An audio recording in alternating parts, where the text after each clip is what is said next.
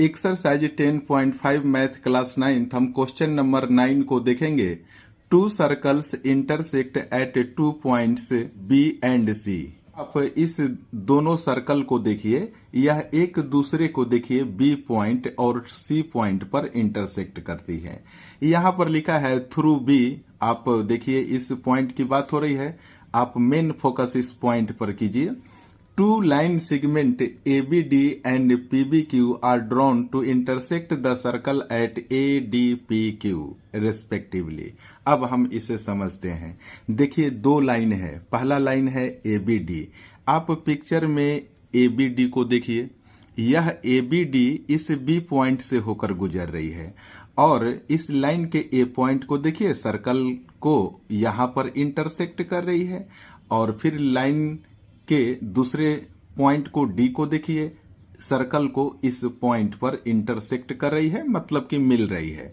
तो चलिए अब हम देखेंगे पीबीक्यू को। देखिए दूसरी लाइन पीबीक्यू है, यह लाइन भी देखिए बी पॉइंट से होकर गुजर रही है, इसलिए आपको बी पॉइंट पर ज्यादा फोकस करना पड़ेगा। तो देखिए लाइन के पी पॉइंट को देखिए, यह सर्कल को इस पॉइंट पर इंटरसेक्ट कर रही है और ये देखिए इस लाइन के दूसरे पॉइंट यानी क्यू पॉइंट को देखिए, इस पॉइंट पर सर्कल को इंटरसेक्ट कर रही है। इसीलिए क्वेश्चन में यह कह रहा है कि A D P and Q point पर यह दोनों लाइन सर्कल को इंटरसेक्ट करती है। सबसे पहले मैं एंगल को मार्क कर दूं। देखिए ये जो एंगल है इसको आप एंगल 1 मान लीजिए और देखिए ये जो एंगल है इसको एंगल 3 मान लीजिए। आप इस एंगल को आप एंगल 2 मान लीजिए और देखिए यहां पर जो एंगल है ना, इसे आप एंगल 4 मान लीजिए। तो देखिए जैसा कि मैंने कहा कि दो लाइन देखिए, दो लाइन बी पॉइंट पर इंटरसेक्ट हो रही है। आप पिक्चर में यहां पर देख लीजिए, हमने दो लाइन बनाया जो देखिए इस बी पॉइंट पर इंटरसेक्ट कर रहे हैं। तो ये देखिए ये दोनों एंगल क्या हो गया, वर्टिकल अपोजिट एंगल हो गया। तो ये वाला एंगल और ये वाला एंगल आपस में इक्वल हो जाएगा। एक क्लू तो आपको यहां से मिल गया। मैं आपको क्वेश्चन को सॉल्व करने का ट्रिक बताऊंगा। तो देखिए यह जो है पहला ट्रिक है और दूसरा ट्रिक समझ लीजिए, फिर आप इस क्वेश्चन को बहुत ही आसान तरीके से बना लेंगे। पिक्चर देखने में बहुत कॉम्प्लेक्स दिखाई पड़ रहा है, लेकिन जो क्वेश्चन पूछा गया है वो बहुत ही आसान क्वेश्चन है, इसलिए आपको घबराने की जरूरत नहीं है। सेकेंड पॉइंट को समझिए, ट्रिक को समझिए आप। जैसे मान लीजिए कि देखिए यह एक सर्कल है और इस सर्कल पर इस लाइन को आप मान लीजिए कि ये कॉर्ड है। तो आप देखिए इस कॉर्ड के दोनों पॉइंट से हम क्या करेंगे कि देखिए एक हमने एंगल बना दिया और दूसरा देखिए इसी कॉर्ड के पॉइंट से मैं एक दूसरा एंगल बना दिया। यहां पर देखिए ये जो एंगल बन रहा है ना, ये दोनों एंगल आपस में इक्वल होते हैं और यही कहलाता है एंगल इन सेम सेगमेंट। क्योंकि देखिए ये कॉर्ड है और कॉर्ड के देखिए यह मेजर सेगमेंट है ना, तो एक ही तरफ देखिए दो एंगल बन रहा है और ये देखिए दोनों एंगल का ये देखिए पॉइंट जो है ना वो सर्कल को टच भी कर रहा है। देखिए मैं फिर से एक बार समझाने का कोशिश कर रहा हूं। देखिए यह एक सर्कल है और आप इसे एक कॉर्ड ले लीजिए। तो देखिए कॉर्ड जब आपने ड्रॉ किया तो ये वाला तो माइनर सेगमेंट हो गया और ये वाला मेजर सेगमेंट हो गया। तो हम मेजर सेगमेंट के तरफ पिक्चर बनाए, यानी कि कॉर्ड के एक ही तरफ, यानी कि इस तरफ बात हो रही है। तो देखिए आप क्या कीजिए, कॉर्ड के एक पॉइंट से हमने देखिए एंगल को कुछ इस तरीके से फॉर्म किया कि देखिए ये पॉइंट सर्कल को टच कर रहा है। अब आप क्या कीजिए, देखिए कॉर्ड के इस पॉइंट से देखिए एक हमने दोबारा एंगल बनाया, देखिए यह पॉइंट सर्कल को टच कर रहा है और देखिए इस कॉर्ड के एक ही तरफ है, यानी कि मेजर सेगमेंट के तरफ है।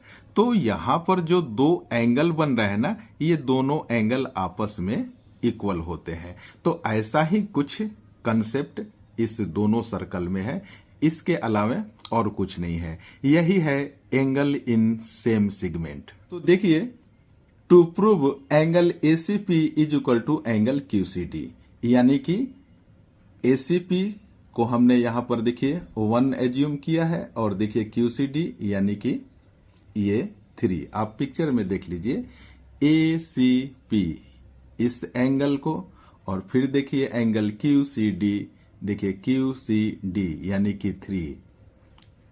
तो यहां पर देख लीजिए angle 1 is equal to angle 3, यही हमें प्रूव करना है। तो देखिए सबसे पहले हम क्या करेंगे, एक छोटा सा कंस्ट्रक्शन करना पड़ेगा क्लैरिटी के लिए। Join AP and DQ. आप पिक्चर में देखिए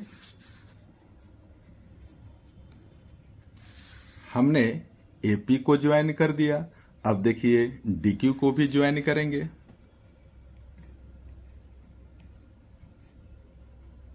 हमने यहां डीक्यू को भी ज्वाइन कर दिया। हेयर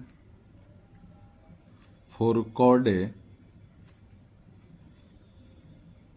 एपी, आप एपी कॉर्ड के ऊपर ध्यान दीजिए, ये एपी कॉर्ड है और यहां पर देखिए ए पॉइंट से देखिए यहां पर एक लाइन आई है और फिर जाकर कॉर्ड के दूसरे पॉइंट पर मिल गई, यानी कि ये एक एंगल फॉर्म करेगा। फिर देखिए कॉर्ड के इस पॉइंट से एक लाइन यहां आ रही है और देखिए बी पॉइंट पर आकर फिर ये पी पॉइंट पर आ गई, यानी कि देखिए ये 2 एंगल बन रहा है। यानी कि आप लिखिए angle 1 is equal to angle 2।